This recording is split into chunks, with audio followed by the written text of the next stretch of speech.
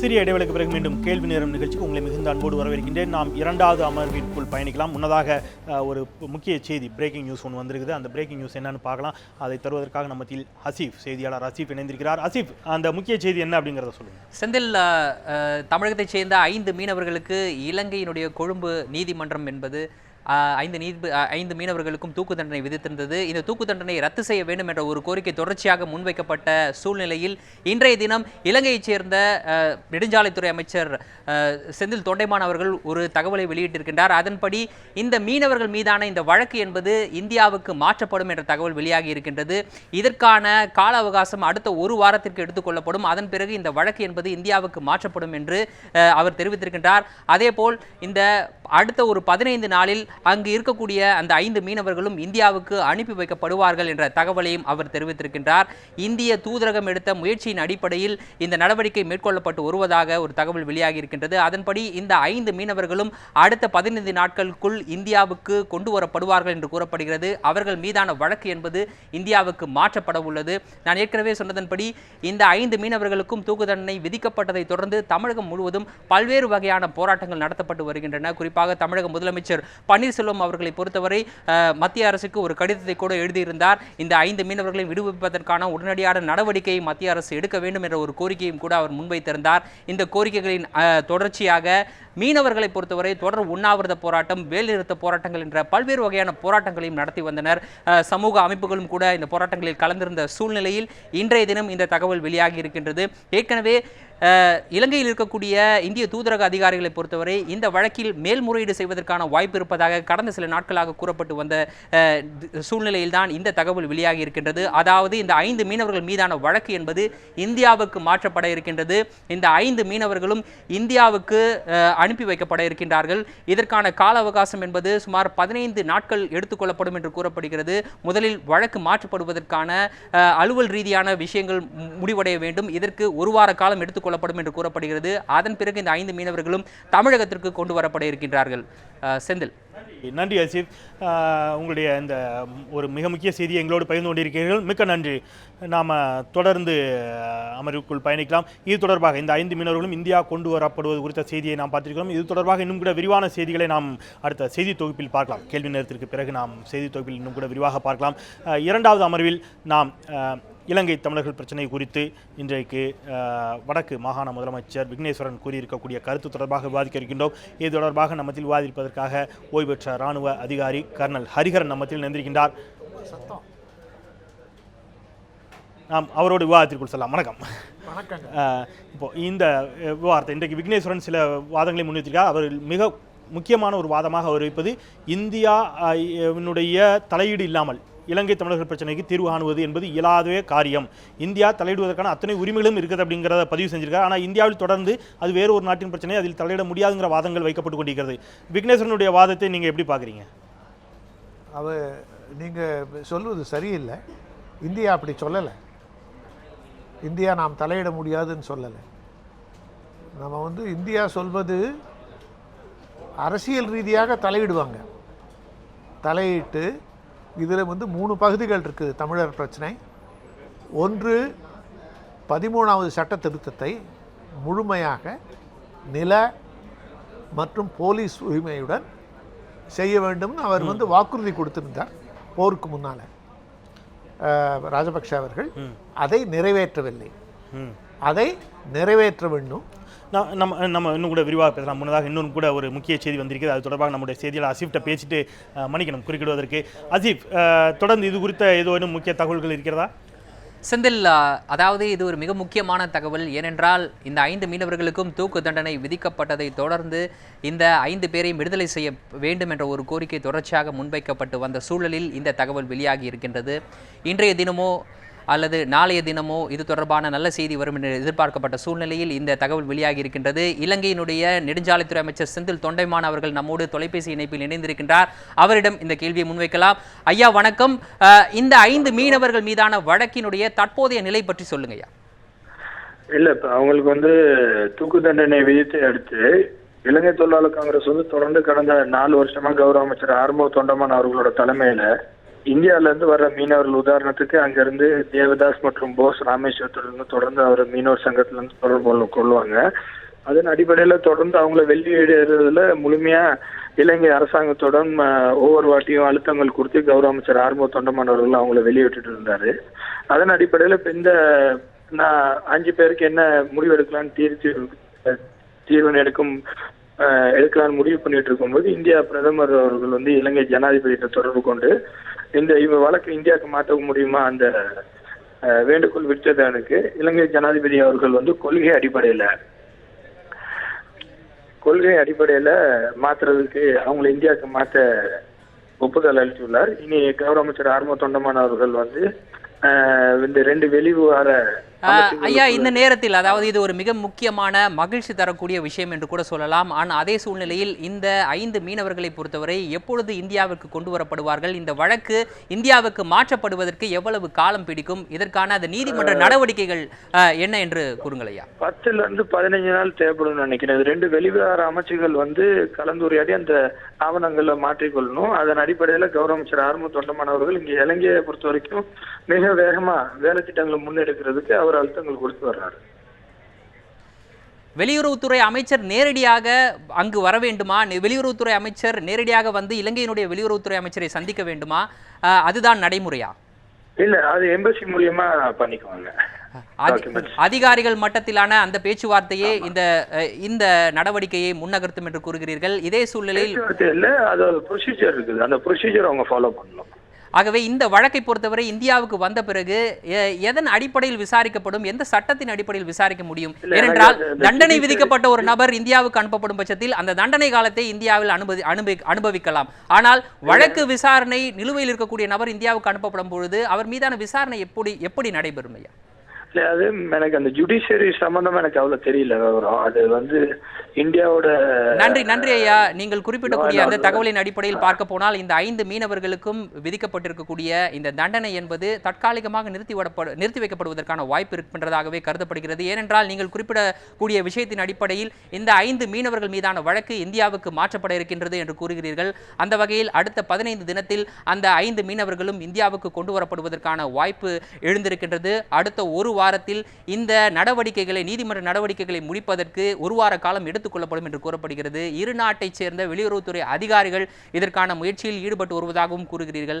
அதேபோல் இந்திய பிரதமர் மோடி முன்வைத்தக்கூடிய அந்த வேண்டுகோளுக்கிணங்க இந்த நடவடிக்கையை இலங்கை அதிபர் ராஜபக்சே எடுத்திருப்பதாக கூறுகிறீர்கள். எங்களுடைய தொடர்புக்கு வந்து, அதாவது எங்களுடன் தொலைபேசி மூலம் தொடர்புக்கு வந்து உங்களுடைய கருத்துக்களை பகிர்ந்து கொண்டமைக்கு மிக்க நன்றி.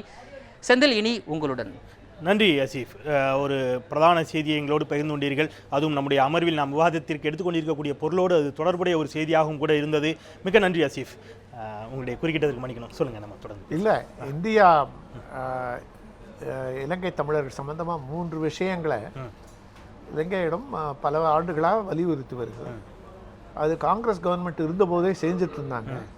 ஆனால் அதை உரத்த குரலில் செய்யவில்லை, அதனால் அழுத்தம் கொடுக்கல. முக்கியமானது 13வது சட்ட திருத்தம். அதாவது அங்கு உள்ள நார்தர்ன் ப்ரொவின்ஷியல் கவுன்சிலுக்கு முழு சட்ட திருத்தத்தில் என்னென்ன பவர் கொடுத்துருக்காங்களோ அதை கொடுப்பதற்கு, முக்கியமாக போலீஸ் பவர் இல்லை இப்போது, மற்றும் அவங்களுக்கு லேண்ட் பவர்ஸ். அதனால் என்ன ஆயிட்டிருக்குது, அவர் நமது இந்தியாவில் இருக்கும் ஒரு முனிசிபாலிட்டிக்கு இருக்கிற பவர் கூட கிடையாது அவருக்கு. அது ஒரு முக்கியமான விஷயம். 2வது, அதற்கான பேச்சுவார்த்தைகள். இது தமிழர்களுக்கும் சிங்களவர்களுக்கும் இடையே உள்ள பல்வேறு பிரச்சனைகளை ஆய்வு பலமுறை செய்தாகிவிட்டது, பல குழுக்கள் அமைத்தாகிவிட்டது. அதை முடிவு கட்ட ஒரு வழியாக போர் முடிந்து விட்டது. ஒரு தமிழ் தலைவர்கள் இருக்காங்க, அவங்களோடு பேச்சுவார்த்தை தொடர்ந்து நடத்தணும். இப்போ அந்த தொடங்கவே இல்லை கர்னல். இப்போ அவர் ஒரு வாதத்தை வைக்கிறார். ஒற்றை ஆட்சி முறையின் கீழ் நிச்சயமாக எங்களுக்கான உரிமைகளை நாங்கள் பெறவே முடியாது அப்படிங்கிற ஒரு வாதத்தை வைக்கிறார். தொடர்ந்து தனியிலம் சார்ந்த கோரிக்கையை முன்வைப்பவர்களும் இதே வாதத்தை தான் வைத்துக் கொண்டிருக்கிறார்கள். அவர் இன்னொரு விஷயத்தையும் குறிப்பிடுகிறார், அங்கே போருக்கு பின் இன்னும் எந்த ஒரு இல்லைங்க. அதான் நான் வந்து நம்ம மிக்ஸ் பண்ணக்கூடாது, அதுதான் கேட்குறேன். இந்த தவிர இங்கே அரசியல்வாதிகள் செய்யலாம், நீங்களும் நானும் பண்ணக்கூடாது. முக்கியமாக அதில் 3வது பகுதி இந்த தமிழர்களுக்கு அடிப்படை வாழ்வுரிமைகள் ஆதாரங்கள் அழிக்கப்பட்டுள்ளன போரில், அதை கொடுக்க வேண்டும். மீதி 2 மற்ற உரிமைகள் அரசியல் பேச்சு தொடர்ந்தால் தான் நடக்கும். அதுதான் நடக்க வேண்டியது. இந்தியா இதில் முதல் 2இல் அழுத்தம் கொடுத்துவிட்டு 3ஆவதில் ரீஹபிலிட்டேஷனுக்கு வீடு கட்டி தராங்க. 50,000 வீடுகள். அதில் இன்னும் ஒரு 10,000 என்னவோ இருக்குது பாக்கி. ஆனா அதை கூட அவர் என்ன சொல்லிக்கிறாருன்னா, அது அரசுக்கு ஆதரவானவர்களுக்கு மட்டுமே கொடுக்கப்படுகிறது. அதான் நான் வரேனே, அதன் செயல்முறைகள் இந்தியா இன்னும் சீர்படுத்தவில்லை அப்படிங்கிறது இவருக்கு சொன்ன முக்கியமான அபிப்பிராயம். இவர் சொன்னதை நம்ம முக்கியமாக எடுத்துக்கணும். ஏனெனில் சிங்களவர்களுக்கும் தெரிந்தவர் இவர். அங்கிருந்த சுப்ரீம் கோர்ட்டில் ஜட்ஜாக இருந்தவர், பெரும் மதிப்பு உள்ளவர், ராஜபக்சே நன்கு தெரிந்தவர். இவர் இருக்கும்போது தான் இதை செய்ய முடியும். வேற எந்த தமிழ் தலைவர்கள் வந்தாலும் இதை செய்ய முடியாது. அதனால இவருக்கு முழுமையாக இது ஒத்துழைக்க வேண்டும். நிச்சயமாக இது தொடர்பாக திரு சீமான், நாம் தமிழர் கட்சியினுடைய தலைமை ஒருங்கிணைப்பாளர் சீமான் அவர்கள் மத்தியில் இணைந்திருக்கின்றார். நேரலையின் மூலமாக அவருடைய கருத்துக்களையும் கேட்கலாம். சீமான் வணக்கம்.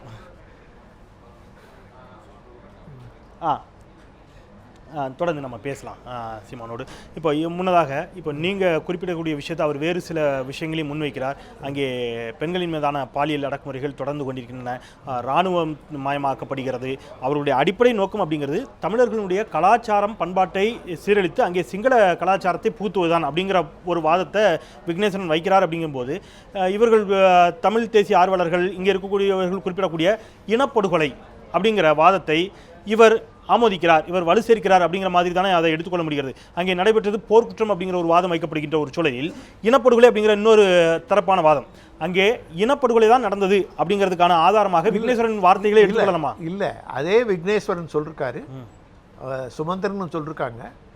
தமிழ்நாட்டில் இந்த பிரச்சனைகளை பெரிதுபடுத்தி அழுத்தம் கொடுத்தா அவங்களுக்கு அங்கே பிரச்சனை ஆயிடுது.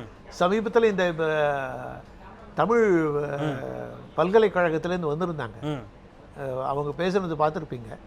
தமிழ்நாட்டில் இந்த பிரச்சனைகளை, ஈழ பிரச்சனைகளை அரசியல் ரீதியாக ரொம்ப அழுத்தம் கொடுத்தா எங்களுக்கு பிரச்சனை அதிகமாகிடுது. அதை நாம் அவங்கள கலந்து ஆலோசித்து நாம் இங்கிருந்து அழுத்தம் கொடுக்கணும். அதைத்தான் நான் சொல்லுவது. நாம் தனியாக நமது கட்சிகளுக்காக செஞ்சால் மட்டும் போதாது. அவர்களுடைய உணர்வு என்ன அப்படிங்கிற அவர்களுடைய உணர்வு அவங்களை கேட்டு தெரிஞ்சுக்கணும். யாரும் போகக்கூடாதுங்கிறீங்க, எப்படி தெரியும்? யாரும் போய் அவங்களோட கலந்து ஆலோசிக்கலன்னா எப்படி தெரியும்? அது மிகவும் முக்கியம். அது அவர்களுடைய கருத்துக்களையும் பெற்றுக்கொண்டு இங்கே இருக்கக்கூடிய தமிழக அரசியல்வாதிகள் பேசினால் நல்லது அப்படிங்கிறது உங்களுடைய வாதமாக இருக்கிறது. இல்லை, அங்க இருக்கும் அவங்களும் அந்த இது இப்போ ஐநா கமிஷன் நடக்குது. இங்க சில பேர் சொல்றாங்க தமிழ் தேசியவாதிகள், அது ஐநா கமிஷனே போய் ஐநா கமிஷன் தோற்றுவிட்டது, முதல்லயே அதை செய்யலை அப்படின்னுட்டு. அது இப்போ இருக்கும் கமிஷனை அதை எப்படி அவர்கள், இவர் முக்கியமாக சொல்லிருக்காரு விக்னேஸ்வரன், அங்கு அவங்களுக்கு எவிடன்ஸ் கொடுக்கவே, அந்த அப்ளிகேஷன் கொடுக்கவே தடை செய்கிறாங்க. இது ஒரு உண்மையான குற்றம். இதுக்கு பெரிய அச்சுறுத்தல் ராணுவத்தை உபயோகிக்கிறார்கள். அது தவறு. நிச்சயமாக அதெல்லாம் நிறுத்தணும், தடுத்து. நிச்சயமாக. வணக்கம் திரு சீமான்.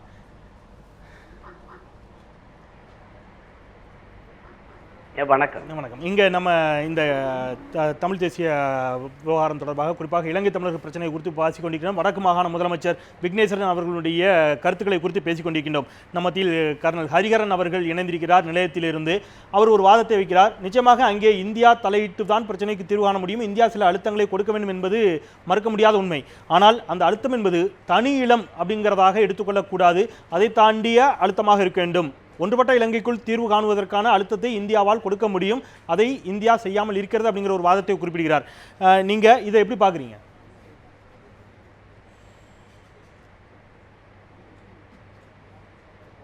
இல்லை, இந்தியா ஒன்றுபட்ட இலங்கைக்குள் ஒரு தீர்வு அதை கொடுக்கணும்னு இவங்க நீண்ட காலமாக சொல்லி கொண்டிருக்கிறாங்க.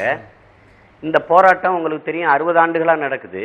இது எப்போ ஒருங்கிணைந்த இலங்கைக்குள் ஒரு தீர்வை இவங்க பெற்று தருவாங்க, யாரிடமிருந்து பெற்று தருவாங்க? இப்போ இவ்வளவு காலம் இந்தியா தலையிட்டது ஏன் பெற்று தரல? இப்போ இதுதான் நமக்கு இருக்கிற கேள்வி. இவங்க சொல்லுவாங்க அதுதான் வழி, இதுதான் வழி, இதை தான் பெற்றுக்கிறணும், எதான் சரி, இப்படித்தான் இது பண்ணணும் அப்படின்னா எப்படி? இது போற போக்கில் எல்லாம் ஒரு செய்தியா அவங்கவுங்க சொல்லி கொண்டு போறாங்களே ஒழிய ஏன் இந்தியா செய்யலை? இப்போ நாங்கள் போராடுறோம் பெற்றுக் கொடுங்கன்னு. இவ்வளவு காலம் பாருங்க, 5 ஆண்டுகளாச்சு போர் முடிஞ்சு, ஒரு பேரழிவு, ஒரு இன அழிப்பு போர் நடந்திருக்குது. அந்த இவ்வளவு பேரை கொண்டு குவிச்சதுக்கான ஒரு அநீதி இழைக்கப்பட்டிருக்கு, அதுக்கு ஒரு நீதியை பெற்றுத்தாருங்கன்ற அதையே பெறல. இன்னைக்கு வரைக்கும் இலங்கையை பாதுகாக்கிற முயற்சியில தான் இந்தியா ஈடுபடுது.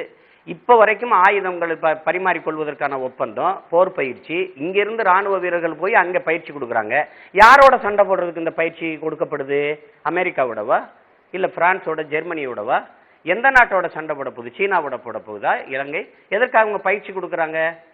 இதை மிகப்பெரிய தளபதிகளா இருந்த ஐயா சொல்லட்டுமே, எந்த தீர்வை எப்போது பெற்று தர போறாங்க? எங்களுக்கு இந்தியா ஏன் பெற்று தரல? திரு சீமான், என்ன வழி இருக்குது? இந்தியா இந்த விவகாரத்தில் என்ன வழி இருக்குன்னு சொல்லுங்க. தரல. ஒருவேளை இலங்கை இல்ல எங்களுக்கு இல்ல, இந்தியா இந்த விவகாரத்தில் என்ன மாதிரியான அழுத்தங்களை கொடுக்க இயலும், என்ன மாதிரியான தீர்வை பெற்றுத்தர இயலும் அப்படின்னு நீங்க நம்புறீங்க? இந்த பிரச்சனையை இந்தியா இதை செய்ய முடியும், ஆனால் செய்ய இயலாமல் இருக்கிறது அல்லது செய்ய மறுக்கிறது அப்படின்னா நீங்க எதை சொல்றீங்க?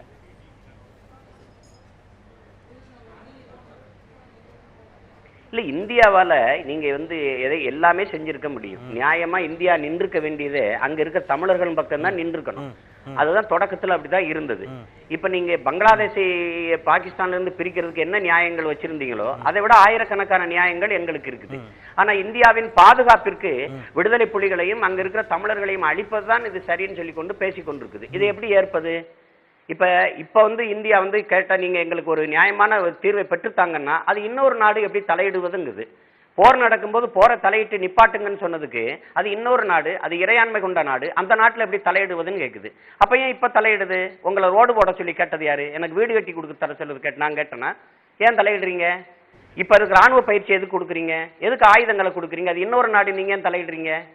அப்ப சந்தர்ப்பத்துக்கு தகுந்த மாதிரி இந்தியா அது பேசிக்கொண்டே இருக்குது. சிங்களர்களையும் அந்த நாட்டையும் பாதுகாக்கிறதுல ஆர்வமா இருக்குதே ஒழிய அங்க இருக்கிற தமிழ் மக்களுக்கு ஒரு நியாயமான தீர்வை பெற்றுக் கொடுக்கணுங்கிற நோக்கமே கிடையாது. திரு சீமான், தொடர்ந்து இணைந்திருங்கள். நம்ம இதுவரை நீங்க பாத்திருக்கீங்க இந்த 5 ஆண்டு காலத்துல எந்த ஒரு நகர்வு இல்ல. நம்ம கர்னல் ஹரிஹரனிடம் உங்களுக்கான கருத்துக்கான மறுப்புகளை நாம் கேட்கலாம். இப்போ அவர் சில விஷயங்களை முன்வைக்கிறார். என்ன மாதிரியான தீர்வை இந்தியா செய்ய முடியும்? நான் இதை மறுக்கவே போவதில்லை. அவருடைய பார்வையில சொல்றார், நான் என்னுடைய பார்வையில சொல்றேன். இதுல மறுப்பும் இல்லை, எதிர்ப்பும் இல்லை, ஆதரவும் இல்லை. நான் சொல்வது இந்தியாவுக்கும் இலங்கைக்கும் ஒரு ஒப்பந்தம் இருக்கிறது. தமிழர்களுக்கு என்ன செய்ய வேண்டும் அந்த ஒப்பந்தத்தில் இருக்கிறது. அதில் உள்ள கருத்துக்கள் நிறைவேற்றப்படவில்லை, அதை நிறைவேற்ற வேண்டும். அதுதான் முக்கியமானது, முதல் கொள்கை அப்படின்னு அரசாங்கம் வச்சிருக்குது.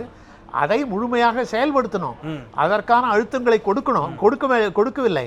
அதை திரு இன்னைக்கு நான் பேசுறதே விக்னேஸ்வரன் பிறகு எழுப்பிய பிரச்சனைகளை தான்.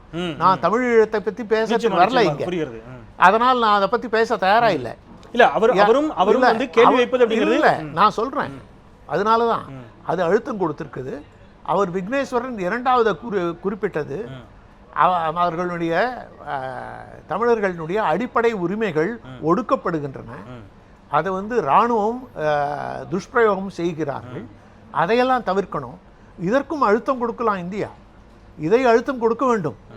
அதுதான் நான் சொல்லுவது. இல்ல, இந்தியா அதை செய்யவில்லை அப்படிங்கிறது இப்போ அவருடைய ஒரு குற்றச்சாட்டா இருக்கு. நீங்களும் அதை செய்யலைன்னு தான் சொல்றீங்க. ஆமா. ஆனா இதற்கு தீர்வா நீங்க என்ன நினைக்கிறீங்க? இதை இந்தியா செய்வதற்கு என்ன செய்ய முடியும்? இந்தியா நினைச்சா எவ்வளவோ பண்ணலாம். படைகளை கொண்டு போய் இறக்கணும்னு நான் சொல்ல, இல்லாவிடும் நிறைய விஷயத்துல இந்தியாவுக்கும் இலங்கைக்கும் நெருங்கிய உறவுகள் இருக்குது, அழுத்தம் கொடுக்கலாம். இந்தியாவின் ஆதரவு தேவை அவர்களுக்கு உலக அளவில், அந்த இடத்திலும் அழுத்தம் கொடுக்கலாம். இந்த மாதிரி போருங்கிறது கடைசி விஷயம், அதுக்கு முன்னால் எவ்வளவு நிச்சயமாக தார்மீக ரீதியிலான சில அழுத்தங்களை கொடுக்க இயலும் அப்படிங்கிறீங்க. திரு சீமான் இன்றைக்கு பேசியிருக்கக்கூடிய விக்னேஸ்வரன் இன்னொரு கருத்தை கூட முன்வைத்திருக்கிறார்.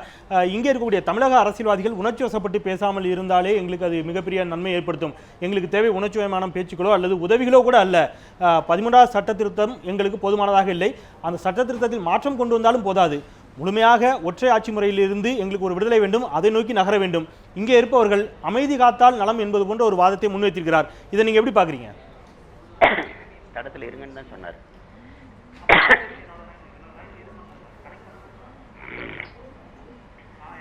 சீமான் கேட்குதா? இல்லை, சீமானுக்கு ஏதோ இணைப்பில் பிரச்சனைன்னு நினைக்கிறேன். நம்ம தொடர்ந்து பேசலாம். இப்போ அவர் விக்னேஸ்வரனுடைய இன்னொரு வாதம் இப்படி வைக்கப்படுகிறது. தமிழகத்திலிருந்து அழுத்தம் கொடுக்கப்படாமல் இலங்கைக்குள் ஒரு அழுத்தத்தை கொடுப்பது அப்படிங்கிறது இயலாத காரியம். ஏன்னா அங்கே இராணுவமயமாக்கப்பட்டிருக்கிறது. அவர்களால் பாதுகாப்பான ஒரு சூழல் இல்லாத நிலையில் ஒரு அழுத்தத்தை கொடுக்க முடியாது அப்படிங்கிற போது தமிழகத்திலிருந்து இந்த மாதிரியான அழுத்தங்கள் வருவது எங்களுக்கு பிரச்சனை அப்படிங்கிறது இல்லை. தமிழகத்துல நாங்கள் இலங்கை மேலே அழுத்தம் கொடுக்கலையே, இங்கே கொடுக்குற அழுத்தம் மத்திய அரசின் மீது. அதனால அது இலங்கை மேலே அழுத்தம் இல்லை. இலங்கை ஏற்கனவே புறக்கணிச்சிட்டீங்க. அதற்கு பிறகு இலங்கையில் என்ன அழுத்தம் கொடுக்குறது? அதை மத்திய அரசு தான் கொடுக்கணும்னு நாம் எதிர்பார்க்கிறோம். நான் சொல்வது, நம்மால் என்ன முடியுமோ அதை செய்ய வேண்டும். நமது அரசியல் கட்சிகளும் மந்திரிகளும் இருந்தாங்க, முன்னால் முக்கியமான போஸ்டில் இருந்தாங்க. அப்போது கொடுத்திருக்க வேண்டிய அழுத்தத்தை கொடுக்கவில்லை. அதை கொடுக்கணும். இப்போ நம்ம இது தொடர்பாக செல்வம் அடைக்கலநாதன், தமிழ் தேசிய கூட்டமைப்பின் நாடாளுமன்ற உறுப்பினர், இலங்கை நாடாளுமன்ற உறுப்பினர் செல்வம் அடைக்கலநாதன் அவர்கள் நம்ம மத்தியில் இணைந்திருக்கின்றார். வணக்கம். வணக்கம். இப்போ இந்த விவகாரத்தை பொறுத்தளவு உங்களுடைய வடக்கு மாகாண முதலமைச்சர் விக்னேஸ்வரனுடைய வாதங்களை நீங்கள் எப்படி பார்க்கிறீர்கள்? தமிழக அரசியல்வாதிகள் அமைதி காத்தாலே போதும், உணர்ச்சி வயப்பட்டு பேசக்கூடாது அப்படிங்கிற ஒரு வாதத்தை முன்வைத்திருக்கிறார். இது உங்களுக்கு ஆதரவான குரல்களை ஒடுக்கி விடாதா? இல்ல, நிச்சயமாக இதுக்கு இந்த விடயத்துல நான் ஒரு வித்தியாசமான கருத்தை கொண்டிருக்கிறேன். ஹலோ, சொல்லுங்க, கேக்குது, தொடர்ந்து பேசுங்க. நான் வித்தியாசமா எங்களை இப்பொழுது சூழலில் தமிழ்நாடு இன்றைக்கு டில்லி அரசை எங்களுக்கு சார்பாக ஒரு அழுத்தத்தை கொடுக்கின்ற போதுதான் டில்லி அரசாங்கம் இலங்கை அரசின் மீது ஒரு அழுத்தத்தை கொடுக்கின்ற வாய்ப்பு உண்டு பண்ணப்படும் என்று என்னுடைய கருத்து. இன்றைக்கு ஒரு உதாரணத்தை சொல்லுகிறேன். நாடாளுமன்றத்திலே சைனாவின் ஊறுகாய் இன்றைக்கு அங்கே வைக்கப்பட்டிருக்கிறது. நாடாளுமன்றத்திலே உணவு சாலையிலே இந்த அளவிற்கு இன்றைக்கு சைனாவின் ஆதிக்கத்தை கொண்டிருக்கின்ற இலங்கை அரசு எந்த வகையிலே அழுத்தத்தை இன்றைக்கு நான் எங்களுடைய மன்மோகன் சிங் முன்னாள் பிரதமரை சந்தித்திருக்கிறோம், இப்பொழுது இருக்கின்ற பிரதமர் அவர்களை சந்தித்திருக்கின்றோம். அடைக்கலநாதன், என்னுடைய கேள்வி, உணர்ச்சி வயப்பட்டு பேசுவதால் எங்களுக்கு எந்த லாபமும் ஏற்படாது அப்படிங்கிற ஒரு வாதம் அப்படிங்கிறது தமிழகத்திலிருந்து உங்களுக்கு ஆதரவான வரக்கூடிய குரல்களை ஒடுக்குவதாக அமைந்து விடாதா அப்படின்னு கேட்கிறேன். இல்ல, நிச்சயமாக அது எங்களுடைய பிரச்சனையை அவர்கள் குரல் கொடுப்பதை தடுப்பதற்கான ஒரு செயற்பாடாகத்தான் நான் பார்க்கிறேன். விக்னேஸ்வரனுடைய வாதத்தை நீங்க அப்படிதான் பாக்குறீங்க? ஆமாம். அதாவது தமிழ்நாட்டு செயல்பாடு என்பது நிச்சயமாக இருக்கின்ற காரணத்தால் தான் இங்கே இலங்கை அரசு எங்களை இன்றைக்கு அளவிற்காக வைத்திருக்கிறது. இல்லை என்று சொன்னால் எப்பொழுதோ துளைத்திருப்பார்கள். அதே மாதிரி புலம்பெயர்ந்த தமிழர்கள் குரல் கொடுப்பதால் தான் இன்றைக்கு நாங்கள் ஒரு அளவுக்கு இந்த அழுத்தத்துக்குள் ராணுவ அழுத்தம் எல்லா அழுத்தமும் இருக்கு. அதுல இருந்து நாங்கள் இன்றைக்கு தப்பி இருக்கிறோம் என்றால் எங்களுடைய தமிழ்நாடு புலம்பெயர்ந்த உறவுகளின் அந்த ஆளுமை கொண்ட குரல்கள் இன்றைக்கு எங்களை ஓரளவிற்கு காப்பாற்றி இருக்குன்னு நான் சொல்றேன். நிச்சயமா தொடர்ந்து இணைந்திருங்கள் செல்வம் அடைக்கலநாதன், தொடர்ந்து பேசலாம். இப்போ அவர் முற்றிலும் வேறு விதமான ஒரு அவர் வேறு விதமான ஒரு வாதத்தை வைக்கிறாரு. விக்னேஸ்வரன், இரண்டு பேருமே ஒரே நாட்டிலிருந்து ஒரே இயக்கத்தை சேர்ந்தவர்களாக இருந்தாலும் கூட வேறு விதமான ஒரு வாதங்கள். அது அவங்க ஒரு தமிழ் தேசிய கூட்டமைப்பு, அதில் முக்கியமாக 4 கட்சிகள் இருக்குது. அதில் பல்வேறு விதமான கருத்துக்கள் இருக்கின்றன. நான் சொல்வது, அவரை முதன் மந்திரி என்று தேர்ந்தெடுத்து விட்டு அவர் சொல்வதை நான் கேட்குறேன், அவ்வளோதான். அது 5 கட்சிகளுக்கு 4 கட்சிகளுக்கு 4 விதமான பார்வைகள் இருக்குது. அதில் பெரும்பான்மையான கட்சி இவரை ஆதரிக்குது, இவர் அதில் மெம்பர். அதாவது இது ஐடிஏக்கு. அதனால் இலங்கை தமிழ் அரசு கட்சி. நிறைவாக இப்போ இந்த பிரச்சனை அப்படிங்கிறது ஆண்டாண்டு காலமாக நீண்டு கொண்டிருக்கக்கூடிய பிரச்சனை. உங்களுடைய நீண்ட அனுபவத்தின் மூலமாக இந்த பிரச்சனைக்கு இதுதான் சரியான தீர்வாக இருக்கும், இதை நோக்கி நகர முடியும் அப்படின்னு நினைச்சீங்கன்னா நீங்கள் எதை நினைப்பீங்க? நான் தான் சொன்னேனே, முக்கியமாக அவர் என்ன உத்தரவாதம் கொடுத்தாரோ, போருக்கு முன்னாலும் போருக்கு இடையிலும் போர் முடிந்த பின்னும் பல சமயங்களில் சொல்லியிருக்காரு ராஜபக்ஷ. இப்போ ராஜபக்ஷ குடும்ப ஆட்சி நடக்கிறது, அந்த இராணுவம் அவர்கள் கையில் இருக்குது, குடும்பத்துக்குள்ள பணம் அவர்கள் டெவலப்மெண்ட் ஃபண்ட்ஸு அதெல்லாம் சரியாக திருப்பப்படவில்லை. இராணுவத்தை குறைக்க வேண்டும், அதை அழுத்தம் கொடுக்கணும் கட்டாயம் இந்தியா. ஏனெனில் இப்போது சீனா துணை போகிறது இலங்கைக்கு, சந்தேகமே இல்லை. அதை இந்தியாவே கோடிட்டு காட்டிருக்கிறது. அதனால் அதற்கும் அழுத்தம் கொடுக்க வேண்டும். இதற்கும் உறுதி கூறியிருந்தார்கள். போருக்கு பிறகு மாறிவிட்டது. ஏனெனில் அவங்க குடும்பத்திலேயே அவர் கோட்டபாயா அவருடைய இளைய சகோதரர் இராணுவத்தில் கர்னலாக இருந்தவர், அனுபவப்பட்டவர். அவர்தான் டிஃபென்ஸ் செக்ரட்டரியாக இருக்கார். அவருக்கும் ராஜபக்சேக்கும் சில விஷயங்களில் ஒத்துப்போவதில்லை. அதனால் நான் இது ஒரு கூட்டு முயற்சியாக, ஒரு ராஜதந்திர முயற்சியாக நான் பார்க்கிறேன். தமிழர்களை ஒரு அழுத்தம் கொடுத்து இந்த பிரசிடென்ட் எலெக்ஷன் நடக்க போகுது, 3ஆம் முறையாக தேர்தலுக்கு நிற்க போகிறார், ஜனவரி மாதம் நடக்க போகுது. அதற்கான அழுத்தங்களை கொடுத்து தமிழர்களை ஓட்டு வாங்க செய்வதற்கு முன்னால் ஏதாவது ஒரு கன்செஷன் கொடுப்பாரு, ஓட்டு போடுவாங்க.